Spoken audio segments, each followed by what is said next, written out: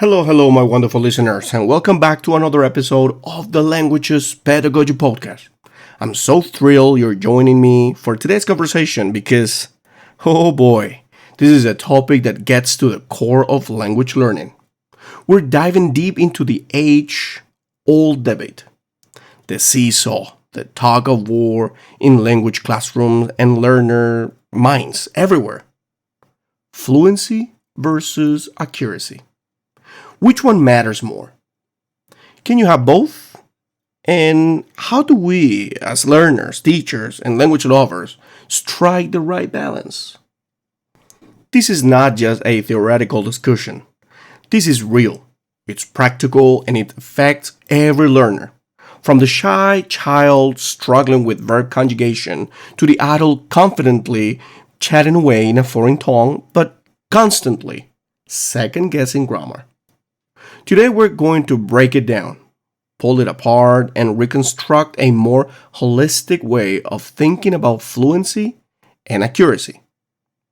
So, buckle in, grab your favorite drink, let's go deep, because as always, here on the Languages Pedagogy Podcast, we don't skim the surface, we go all in.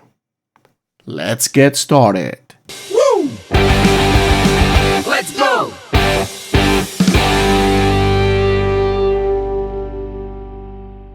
Let's start with the basics. What do we even mean when we say fluency and accuracy? In the simplest terms, fluency is the ability to communicate ideas smoothly, naturally, and spontaneously, without too many pauses, hesitation, or stumbling over words. Think of it like a flowing river. It doesn't stop for every stone in the way. Fluency is about rhythm, speed, confidence, and communication. Accuracy, on the other hand, is about correctness. It's about using the right grammar, the right pronunciation, the right vocabulary in the right context. It's the structure, the rule book, the framework that keeps language clean, logical, and understandable. Both matter. Fluency without accuracy can lead to misunderstandings, or what I like to call smooth nonsense. Accuracy without fluency, meanwhile, can turn communication into a frozen, mechanical, anxiety-ridden experience. Think of a student who knows all the grammar rules, but can't string a single sentence together in real time. So here's the million-dollar question. How do we balance the two?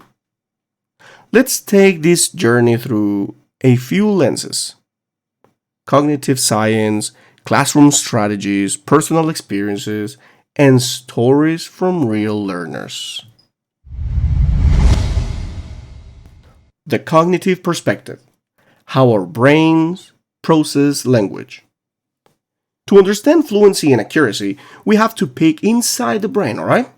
When we speak a language fluently, we're using procedural memory. The kind of memory that lets you ride a bike, tie your shoes, or drive a car. It's automatic, subconscious. You don't think about every gear shift, every steering movement. You just do it. Fluent speakers tap into this same automatic processing to speak without analyzing every word. Accuracy, however, relies more on declarative memory. Facts, rules, things you can consciously remember. Think about when you're learning a new grammar tense, alright? You have to think about the subject, the verb form, the agreement. That takes time and focus. So here's the challenge. When learners are focused too much on accuracy during speaking, they're relying on slower conscious processing. That can hinder fluency. But if they never focus on accuracy, their procedural memory gets filled with mistakes. And those mistakes become fossilized. Now, we can begin to understand why this balance is so delicate. Fluency and accuracy use different brain systems. They have to work together, but they often pull in different directions. Our goal? Integration. We want learners to move accuracy from their declarative memory into their procedural memory, so they can speak correctly and automatically. That's easier said than done, right? Of course.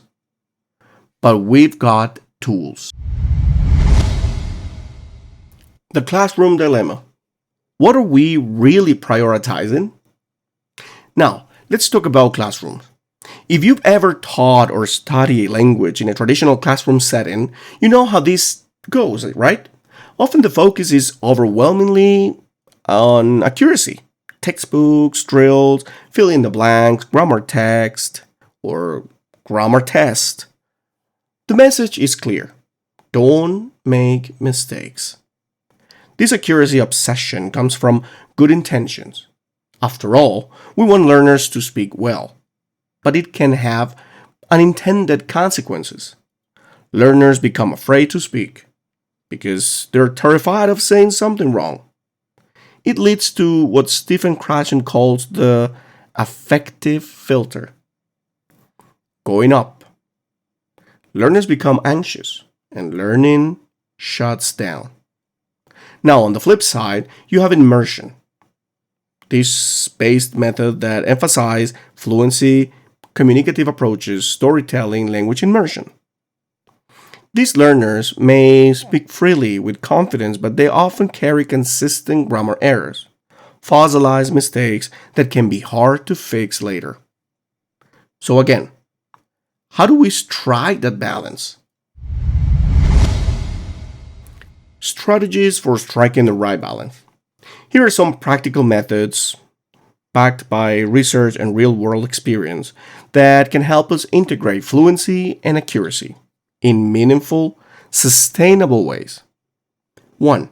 Focus on form in context. Instead of isolating grammar, teach it within communicative context. If learners are discussing past experiences, then introduce past tense forms. The grammar becomes meaningful because it's tied to real expressions. 2. Delay correction. During speaking activities, let learners flow. Don't interrupt them every time they make a mistake.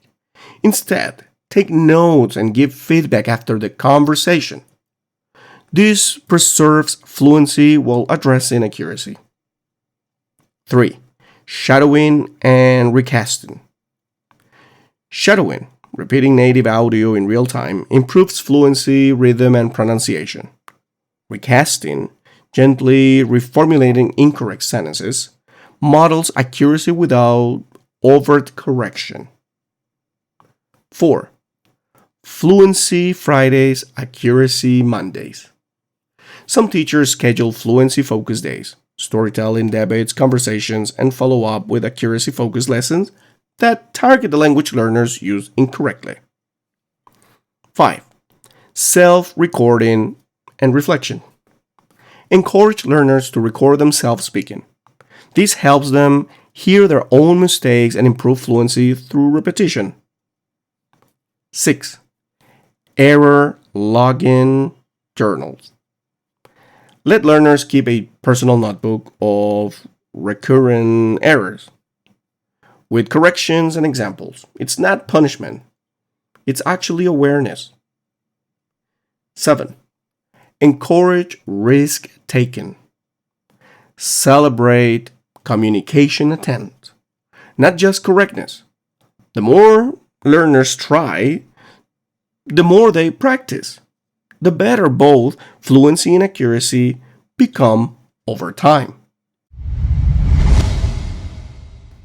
Real stories from real learners. Let me tell you about Carla, Spanish learner from Italy. She could recite verb charts like a pro, but every time she tried to speak, she froze. After joining a conversation-based class that encouraged speaking without fear, she began to loosen up.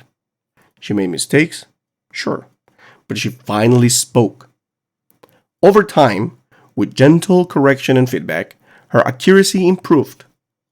Now, she's not just accurate, she's also expressive. Or take Paul, a confident English speaker in Brazil, who picked up the language through movies and YouTube. He spoke fluidly, but his grammar was shaky.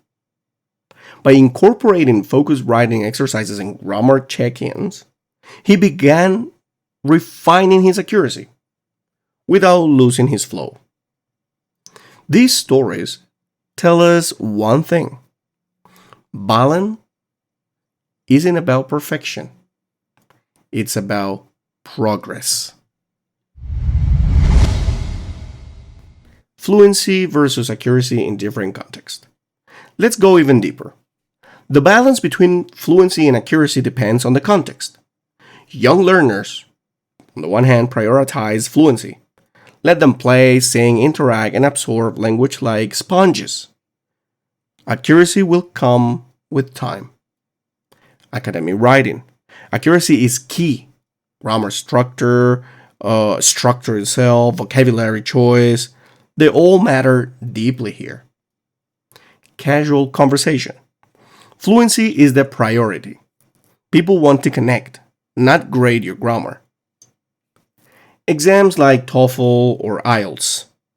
Both matter. You're being assessed on fluency and accuracy. Strategic preparation is essential. Interpreting and translation. Accuracy is non-negotiable, but you also need to be fast and fluent. Knowing the purpose helps you know what to prioritize. The big picture: progress over perfection. Fluency and accuracy are not enemies, they are partners. Two wings of the same bird, two oars on the same boat.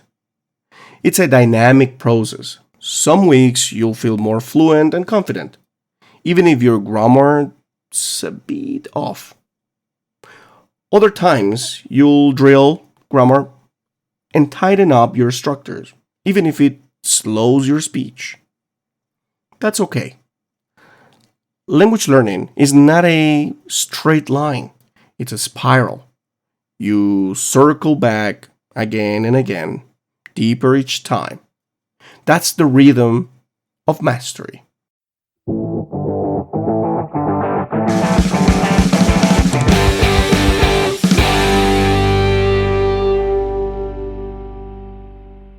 So, as we begin to wrap up this episode, I want to leave you with this. Don't fear mistakes. They're not evidence of failure. They're evidence of trying. And in language learning, trying is everything. Speak with courage, study with purpose, listen with curiosity, and never stop growing. Because fluency is not the absence of error, it's the presence of connection. And accuracy is not rigidity, it's the elegance of precision. Together, they make language what it truly is: a bridge between people, minds, and worlds. And thank you, my wonderful listeners, for joining me on this 124th journey together. I hope this episode brought you clarity, insight, and a renewed sense of confidence in your own language path. And as I always say, until next time, keep speaking boldly and learning wisely.